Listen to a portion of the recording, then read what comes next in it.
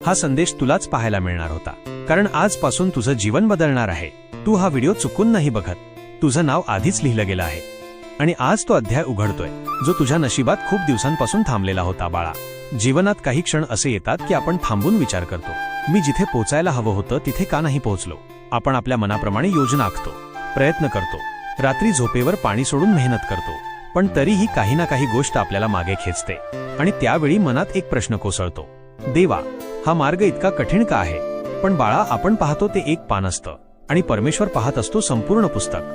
तू जेव्हा म्हणतोस मी संपलो, तेव्हा स्वामी म्हणतात, बाळा, इथेच तर मी तुला उचलणार आहे। कधी कधी जीवन आपल्याला असे धक्के देते की आपण स्वतःवरच रागावतो। आपल्याला वाटतं, मी इतका दिलदार का आहे, मी इतका विश्वासू का आहे, मीच का दुखावतो। पण हे अनेकदा विसरतो की ज्या हृदयावर जखम जास्त होत असतात तिथेच प्रकाशही जास्त उतरतो। तू स्वतःला अनेकदा एकटं समजतोस, लोक तुला सोडून जातात,